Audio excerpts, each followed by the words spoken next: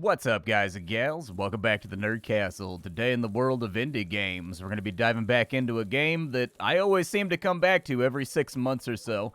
A little title called Zero Sievert, which is seeking to recreate the Escape from Tarkov, or possibly, I guess, Stalker Gamma experience.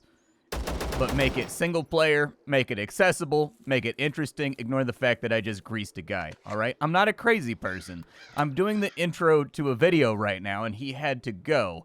But this is a game where you are set into sort of a Ukrainian Chernobyl zone that's full of mutants and things that want to murder you. It comes with extensive gun modding, and it's a title where you're trying to scavenge and bring everything out of the zone that you possibly can. And it comes strapped with a permadeath mode that I find just absolutely intoxicating. Like, I just can't get myself to stop playing it. And it all comes packaged inside sort of this chibi graphic style, which I actually think works really, really well for distinguishing the game from the competition. The game is currently in early access, and the reason why we're sliding back on through to take a look at it is because the game just got its 0.4 update, which was a UI overhaul, a number of quality of life things, and on top of that, it's had a few updates since the last time we played the game, so it was about time to take a look. If after watching this, you wanted to get the game for yourself, I got a link for you down below in the description. You can check it on out there. On top of that, you'll also find a link to my Discord and my Twitch stream, just in case you wanted to hang out live.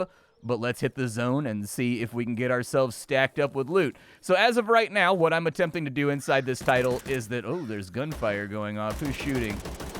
I can't tell who's shooting. Well, they left his brains hanging, whoever it was. Oh my God. Okay, he's pretty accurate. The man knows how to shoot. I don't know who that is, but he's got like a little dingly thing on top of his head. Who is he? Is he a named boss or something? Who is this guy? Line of sight's being a real pain right now. As of right now, I'm currently inside the zone. I'm trying to track down radiation medication so that I can go to higher level areas. I've gone through like 8 or 10 radiation pills in the higher zones. And so right now, I'm absolutely tapped out on that good stuff that makes my life a little bit easier.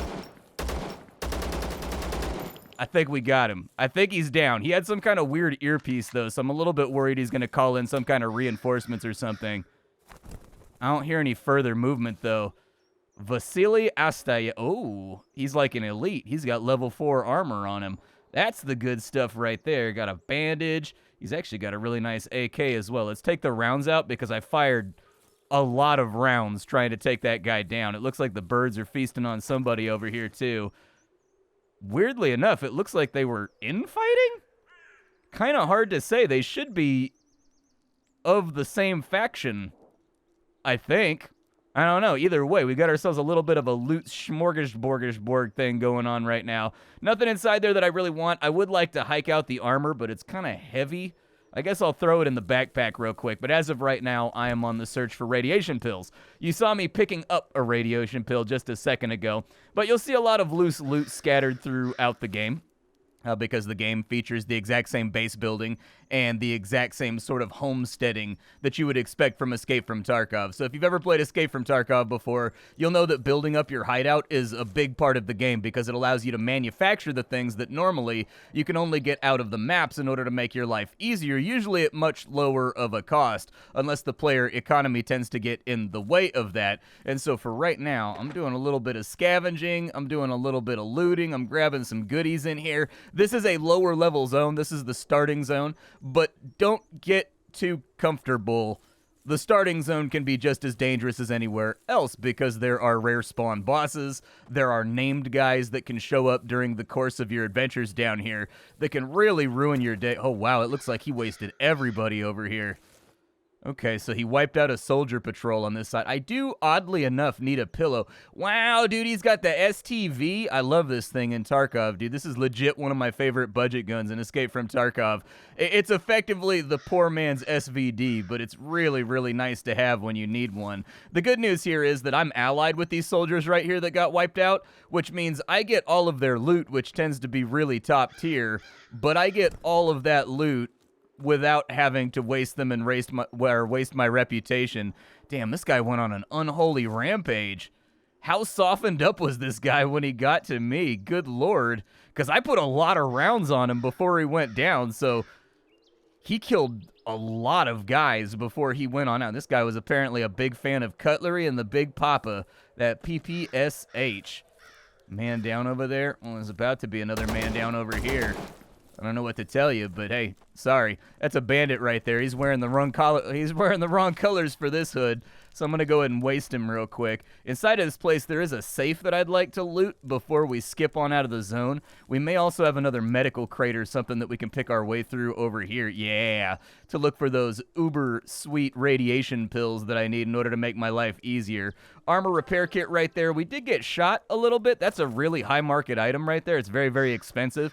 So we're definitely going to want to hold on to that. At the moment, there is a bug with the weight meter right now while you're looting. It will say you're carrying a lot more weight than you actually are. Hopefully that gets patched up. That's a new problem that's come up with the new patch. We're actually good on weight right now, but it'll show up as red even when you're not. That's one of the major bugs that's been coming around. And since revisiting the game for the first time in 6 or 7 months, I will be the first one to admit that the game does have a major crashing problem in this current iteration, and it seems to almost entirely have to do with inventory interactions. So not like general purpose ones like rotating and moving stuff around inside your inventory.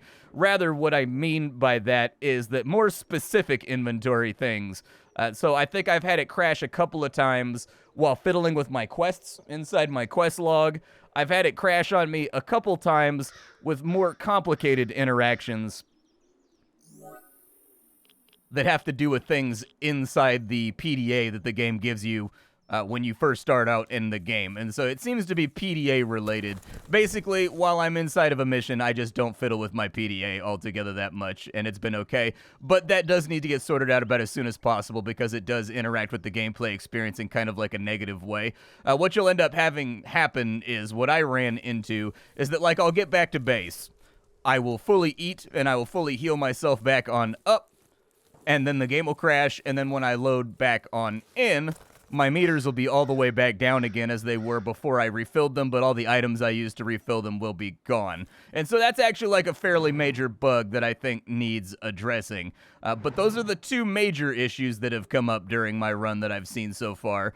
It is nighttime right now, and I don't have any, like, tactical lights or, like, NVGs or anything to slap on for right now either. So this may be a good signal from the universe that we need to get out of here while the getting's good. We've had a pretty profitable run. We're basically full already. I've got enough armor to replace some of my old armor kits and also an armor repair kit to fix them up with. So I think we're in pretty good shape right now. So let's go ahead and jump on into the map. And it looks like our evac is actually right over here to the top left of us. We got lucky on that front. It's not going to take us too long to get out of here. But in the dark, in the woods, we do want to be careful. There are non-human things out here. So there's monsters, there's mutants, there's all kinds of wolves and boars. Natural biota that would love to take a piece out of you. The goal of the game is just to go into the zone, grab what you can, and get out. There are going to be quests and narrative that are going to be fed up to you as you play through the game. The narrative is getting better.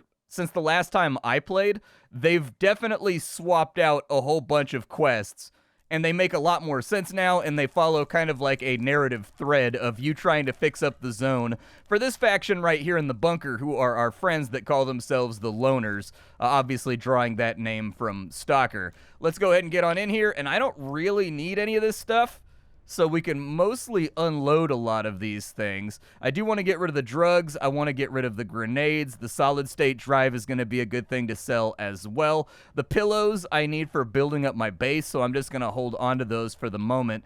And the rest of these are going to be useful for building new base facilities and getting things set up. However, the good news is I've got a pretty deep stash at the moment full of things that I can replace right this second with better things from our inventory so that we have like a wide cavalcade of armor to fall back on in case we end up dying. I am playing the game on the permadeath mode. I do think that this is the intended mode that you should play the game on. By default, your gear is permanent and you cannot lose it by dying. That's on the normal difficulty.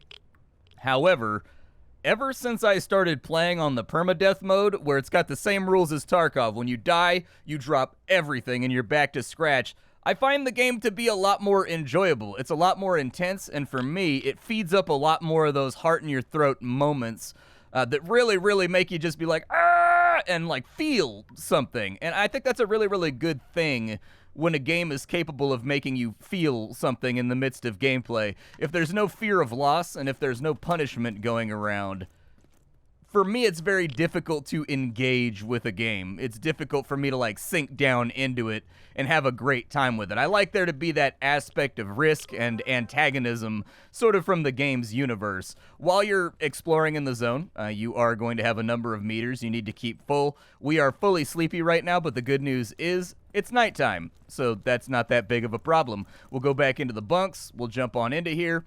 We'll play with our slider for a second. The sun seems to come up around 7 o'clock. So that's usually what I aim for when I go for my nap times. Side effects of sleeping are that it refills your radiation meter and it refills your HP and your wounds. However, you are going to lose a little bit of hunger and thirst. The good news is you can refill it right here at the bar. So it's not really going to be that big of a problem. There are factions in this game, and with each patch, they are getting more fleshed out. For right now, the barman is the head of the loners, and he will give you the main storyline quest that you're going to be playing through. He will offer you a wide assortment of sort of like basic equipment. Nothing too wild, nothing too crazy, but definitely stuff that's usable. He'll also give you, I think, not any mods over here, but some basic armor kits. I'm wearing this one right now, which is a very, very solid armor, due to the fact that it gives you class 4 protection from enemy bullets, meaning that unless they're specifically running armor-piercing rounds, because this game has different bullets, everything from FMJs to hollow points to, you know, sabos, you name it, whatever you like, whatever flavor of gameplay you like to play around with, this game will allow you to put a bullet in that slot in order to make it happen. But what I like about this armor is that it gives me some radiation protection for some of the harder zones, and then on top of that, it will also give you really, really good ballistic protection that's going to keep you chopping well after your opponent has to reload. And so keeping those class 4 armors all nice and stocked up tends to be a really good plan. Class 3 will do it, but you're definitely not the Terminator in Class 3. In Class 4, you're starting to approach Terminator status. I do have a quest to drop off a whole bunch of meds and a whole bunch of goodies with an old guy in the woods, but I need to hunt a lot of creatures in order to do that. Like, so he wants like 10 meats for me to do that. Other factions that I can introduce you to: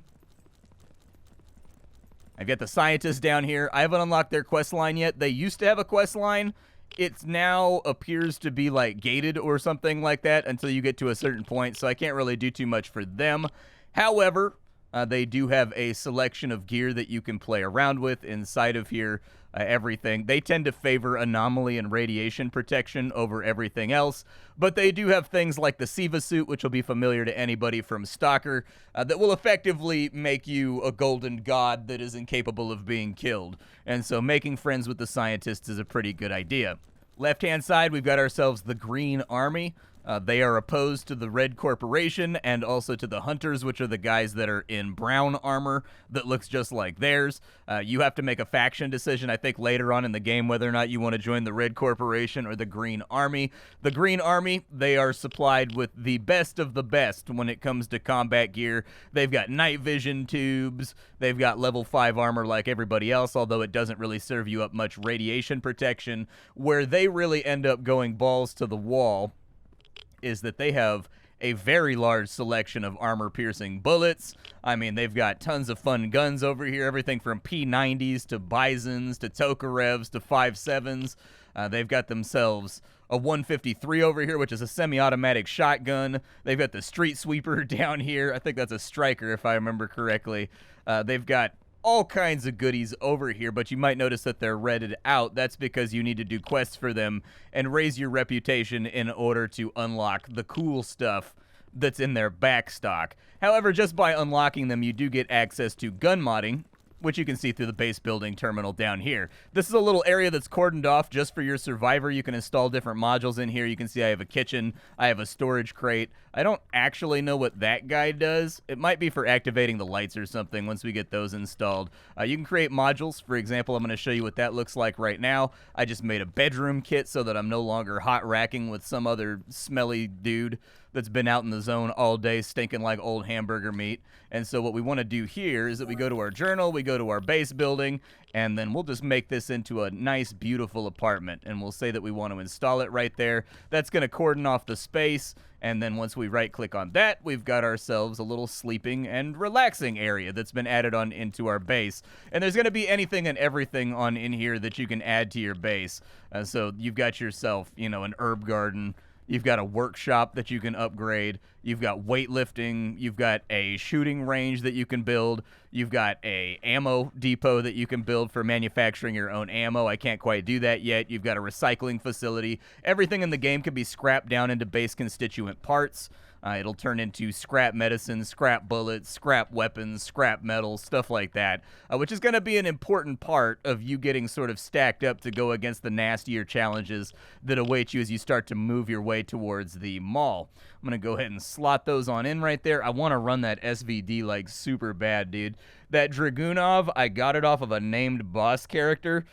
It was total luck. I didn't kill the guy. He wandered upon a military patrol. The military patrol was drawing his fire, and I wasted him from behind by mag dumping him. Which is just the way life goes when you're in the zone. But I want to run it really badly, but I'm kind of following EVE Online rules right now, which is like if you have an emotional attachment to it, don't run it.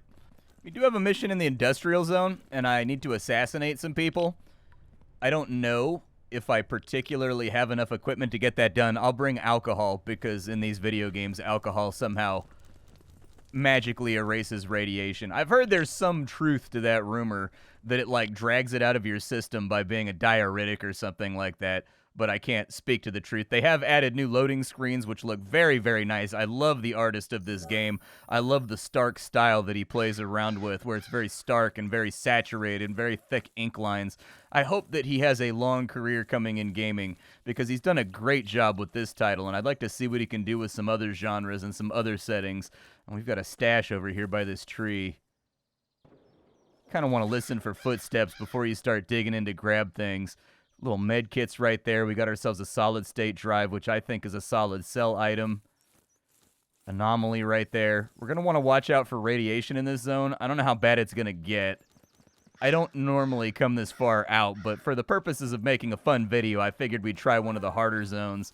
Now that I'm a little bit kitted up, we got a boar over there. Drop him real fast with a quick burst. Enemies in this game are alerted to gunfire, so one of the big mistakes that you're going to want to really train yourselves out of in Zero Sievert is killing something and then running up to loot it. Because there are enemies in this game that will hear the gunfire, and they will come looking for you. So in the industrial park, we're trying to find a guy that's supposedly in the northwest that's got a key to a laboratory facility that may be very useful to us. That guy's got cover behind the truck right there. I don't really want to squeeze on him till I can see him. I've got stealth perks right now while I've leveled up too, which make me very difficult for the enemy to see. There we go. Drop him. Oh, we're taking fire. Drop him real fast. Get behind cover. We definitely don't want to get flonked here. I may go a little bit easy on the looting, just because... Got him. I may go a little bit easy on the looting because I don't want to overload my backpack before we get to the money spot, which is apparently in the northwest. I don't hear any footsteps, and I think we swept this place. Those little lights you see in front of buildings are places that you can enter into and investigate. There are interior and exterior locations. Enemies cannot pass between them, so keep that in mind. If you're wounded, you can run into a building and heal up real fast, and they will not follow you in. I'm hoping that changes in the future, and that it becomes possible for them to chase you in, just for realism's sake. Because, you know, why not press the advantage if you're winning the gunfight? But for right now, they act as kind of like little safe zones you can run into. But be forewarned, sometimes there are bad guys in the interior zones, too, that are programmed to be there. Let's check this guy right here, because he's actually like an equipped-out soldier. So he may have some nicer stuff for us up in them pockets that we might be able to move for some money. Cigarette packs don't really weigh anything. His his Bison is in rough shape right there, so I don't really want it. Don't really want his ammunition either. Are there guys in here? There are. I don't hear any further footsteps. We'll also want to be careful on this zone because in higher level zones, there's a higher chance that like bad guys will spawn. They're like named bad guys that are named like Artyom and things like that that are horrifying and can shoot you from way off screen with like sniper scopes and like knock your health down by 80% with one shot, even though you're in really good armor. Taking those guys down are basically like endgame goals. Don't consider them a challenge to be tackled while you're kind of in the phase of the game that I'm in right now. I will actually take the cigarettes, I guess, because they don't weigh much. I'll take the Geiger counter as well. Doesn't look like there's actually anything too spicy inside of here. Aside from the 2 guys that we wasted. Med box, it's got anti-radiation pills and a healing stimulant right there. That should be useful for healing ourselves up should things start going wrong. We've got a toolbox over here with a propane tank and some screwdrivers and things inside of it. Unfortunately, I don't know what I really need in order to keep building up my base right now, so I don't want to load up on a bunch of random stuff if I don't have to. I heard a lot of gunfire off to the west. I'm just kind of sweeping and clearing to make sure that before I dig in and I start looking at all these buildings and whatnot, that we're not in too bad a shape.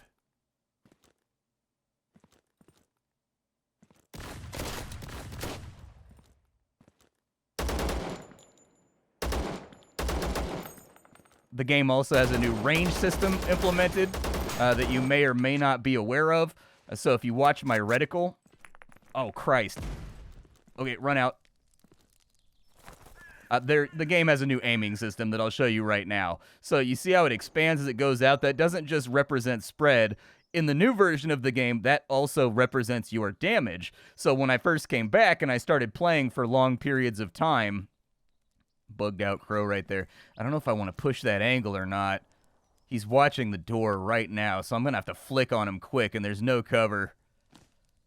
It's a risk. Let's live on the edge. Wow, there's a lot of you guys in here, huh? We appear to have stumbled on some kind of headquarters. Oh, they got breached by the soldier faction.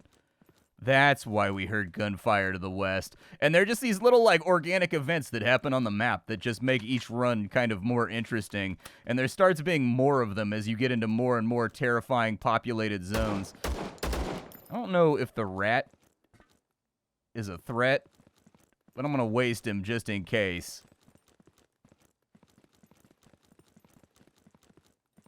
Wow, dude, a big gunfight went down in here. Let's check the weapon box. It looks like we've got armor-piercing rounds in here. Like, we got a lot of the good stuff. Unfortunately, none of it for our gun. And it looks like somebody hit it before we did, so that's going to be the price that we pay for being a little bit slow on the draw on this one. He's got a big papa and some other stuff over there. What do you got? Hammer's useful. I could definitely use some more hammers. Like, everything in base building needs hammers. I loathe leaving all these guns behind or whatever, but that's kind of life, and I don't know what we're going to find further on into the zone. This attachment box is largely untouched, but it's only a tier 1 box. Looks like they've got a SCAR stock right there. They've got an AR-15 stock. They've got a pistol grip that's better than what we have. So I'll go ahead and throw that on. What about you guys? You guys got anything spicy in them pockets? Some rubles. The exchange rate is not great in this game. You get like, I think 1 zone credit per like 50 rubles or like 20 rubles or something like that. However, you can get these stacks up to like absolutely enormous sizes if you're raiding a lot of safes and you're killing a lot of like important people. So I hold on to them because every now and again you need a little bit of a touch up for the old inventory. I'll take that because it's got mods on it. He's got a Tushonka on him. Cigarettes. What about you? What you got for me? Syringes. Oh, he's being naughty in his free time. All right. A G-phone. That's good. Smartphone sells for a bunch. Blue cigarettes sell for even more, so that'll be nice. Bunch of dead guys in here, man. We're getting We're getting some serious work done on this tile.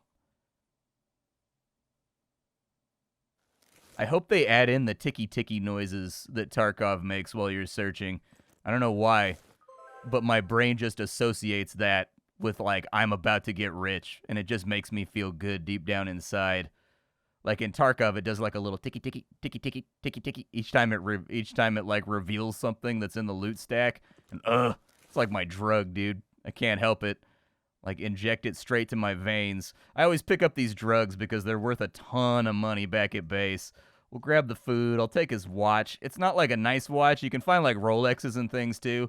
But a watch in general should be valuable to somebody. We're going to drink the fruit juice real fast. Make sure we get a high-octane hit of that vitamin C. Make sure we don't end up with any weird pirate diseases while we're out here in the zone. And then I think we've mostly cleared this area. They said I had to go up to the northwest. It looks like we're mostly going to have to pass through this place anyways. Maybe we go for our targets over here. The birds have been bugged out weird, too, in this new build, where sometimes they just sit there and, like, flap forever. I don't know. The birds are a little bit dysfunctional. So we've got a wall that leads over to there.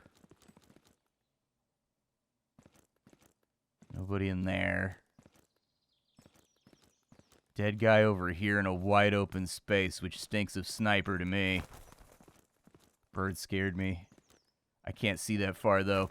So the way that scopes work in this game, I've never really gotten used to them or liked them. But if you have like a 6x scope, it will allow you to aim way off screen, but it comes with a downside.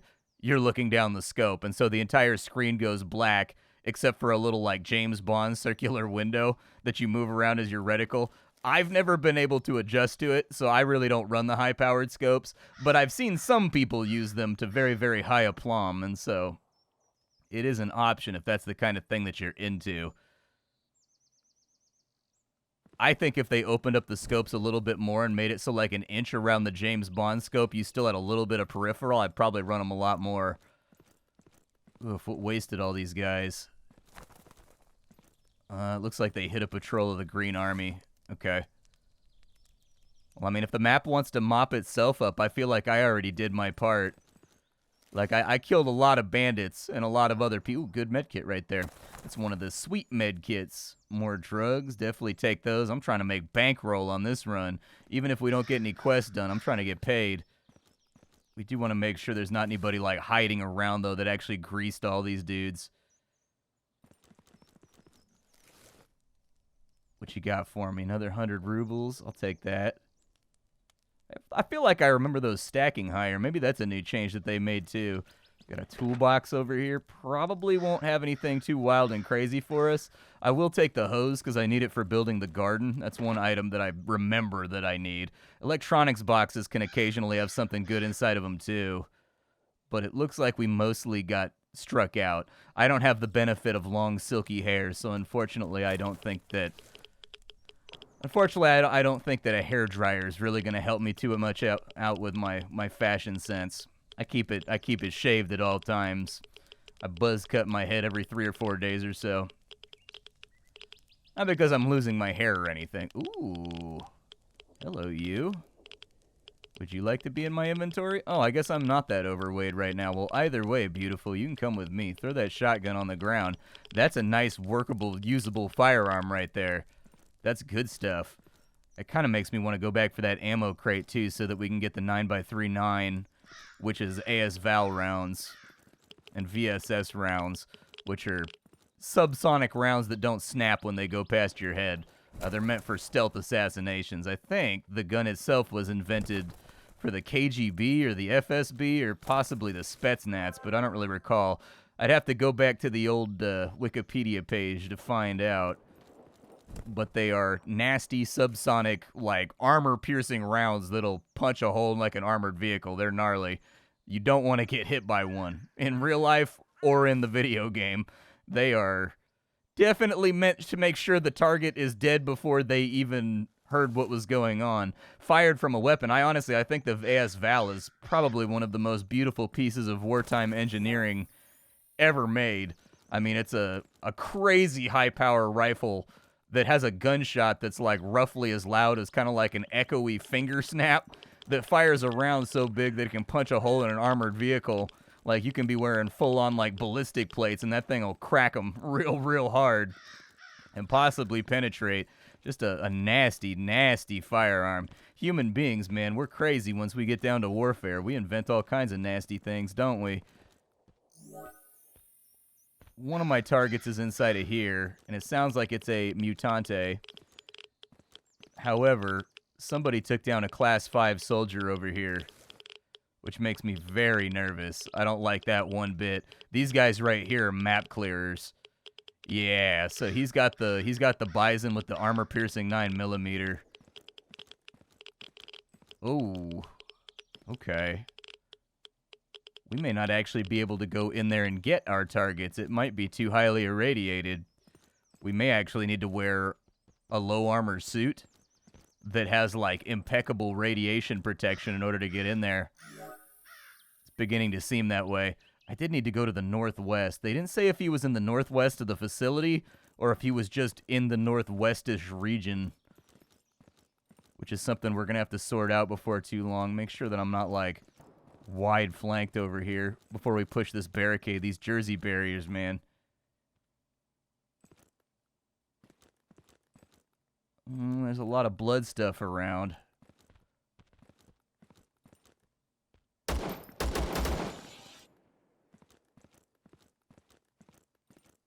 heard a mutant to the right, but you want to be really careful about melee mobs in this game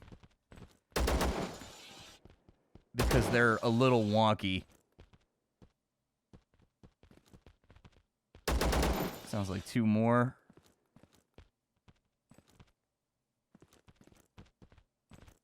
Possibly three.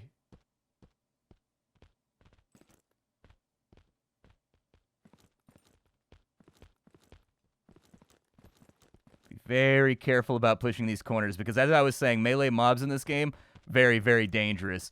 Because they don't have an attack animation. They just run up on you, and then when they're close enough, they do tick damage, basically. And the tick damage slows you so you can't get away, but they're inside your hitbox, so you can't shoot them either. And so, melee mobs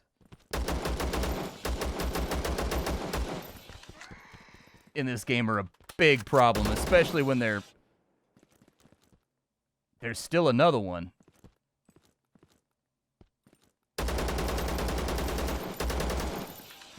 Looks like we've got a spawner. Okay, we want to run out. That's not for us.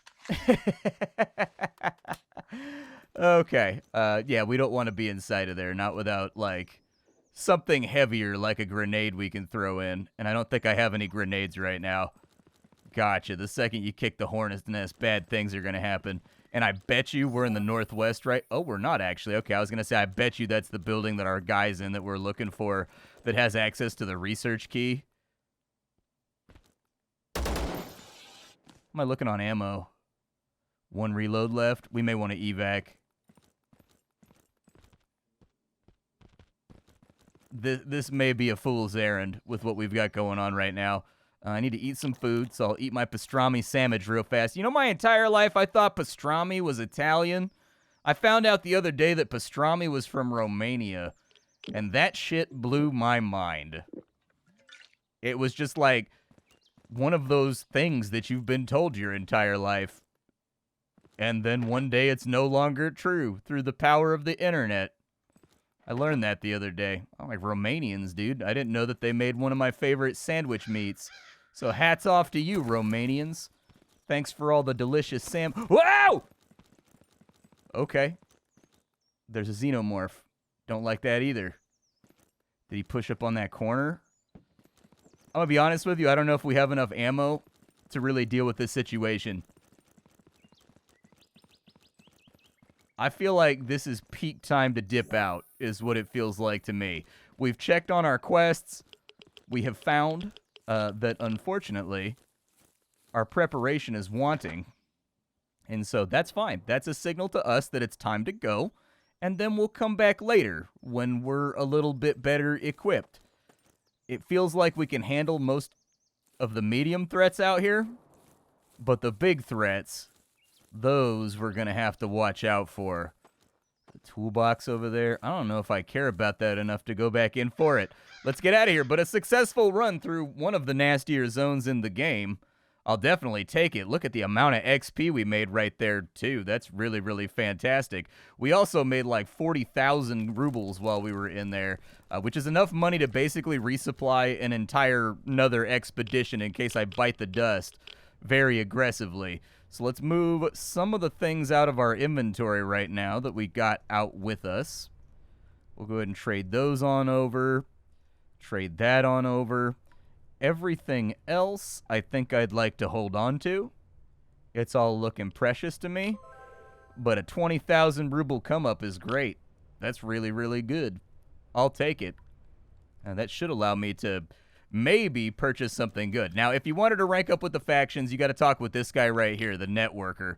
Every day, the Networker is going to give you procedurally generated quests that give you a little bit of reputation with the faction that put out the job. So soldier work, for example, right here. It looks like retrieve equipment in the makeshift camp and then kill a Crimson Corporation soldier. I'll take it. The Crimson Corporation tend to be pretty nasty, though. And then a loner wants me to get him a power bank, and he wants me to survive a map 2 times, making 10 grand. That's a weird thing for him to be concerned about, but you know what? I'll go ahead and take it. Kill a hunter in the makeshift camp. I can definitely do that. That's no biggie. The makeshift camp, I think, was probably my next destination anyways that I'd like to run on out to, and so another really, really good armor for the stack. Nice. We've also got something that's going to help us build up our base. We got a really nice gun right there that I'm actually pretty excited about. That's not a P90, actually, now that I look at it. Isn't that a Groza, I think? It's called a Grusa in the game, but it's a Groza, right? It's a bullpup that fires 939. Cool, man. It's like subcompact, too. It's like tiny. The game does feature weapon modding. I will show that to you now. You can go to mod your weapons. It looks at everything inside your stash, so you can craft from your stash inventory, which is great. Fantastic addition. It's very, very rare that a game actually does that, to the point that it frustrates me, so congratulations to the developer on meeting one of my inventory management criteria for me to consider your game acceptable without being prompted. You can go to your gun over here and you can modify all of these different parts. So you can put little tactical lasers on it that let you look further on out in the distance and keep a tighter bead when you're up close hip firing. You can get flashlights, which help out for night raids. You can get all kinds of little things that you can attach to your guns in this game. But for us right now, we were going for a new grip, I think, because, yeah, that gave us +2 to our ergonomics right there, which is really kind of like the recovery speed of your reticle when you fire your gun and aim at people, like how fast you can acquire target, basically, which is really, really nice for us. Zero Sievert. It's a shame that this build has sort of like really bad crashy bugs inside of it, because I really, really want to be like, this game is rad as hell. Go buy it right now. You know, if you're into Escape from Tarkov, this game's a no-brainer. If you're into Stalker Gamma, it's a no-brainer. But it does have some fairly serious crashes right now that mostly seem to happen when you're inside the base, just doing random UI functions, basically, that will kick you on back out. I haven't lost any progress to it, but I have lost, like, drinkables and consumables that I already consumed that were then gone from my inventory, but I also lost all the benefit they gave me when I reloaded my save. That's an annoyance that I think some people probably won't want to put up with. There's also progression systems inside of the game. So basically you start out with like shooting, for example, and once you shoot enough guys and it gets up high enough, you can specialize this. So this used to be called stamina right here, but then I specialized in stealth. This used to be called strength, but I maxed it out and then I called it mule. The perks that you get out of these are game-changing. They're really, really good. I'm very happy with all the perk selections in this game.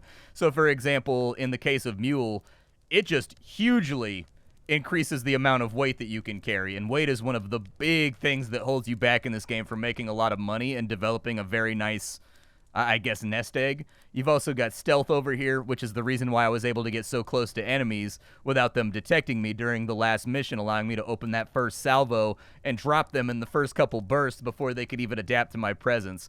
And so these things matter. Like, when you take them, they definitely change your playstyle. But I think the game is great. Give it a few weeks. The developer tends to be a prolific patcher, so he'll probably fix it up fairly shortly. My name is Splattercat. I sift through the pile to find what's worthwhile in the world of indie games every single day so you don't have to. Today up on the chopping block, we were fooling around with Zero Sievert, a game that I'm pretty sure the Nerdcastle actually, like, Kickstarter funded. Like, because he fired off the first demo of this game with only one map and a Kickstarter along with it, and it got funded like the day my video went up, but maybe I'm just being arrogant about it. Maybe somebody else did too. I don't know. I'd have to look into it. But either way, this might be a game that you guys funded, so check it out. I'll see y'all later. Take care, and that's all I got for you, folks. Bye.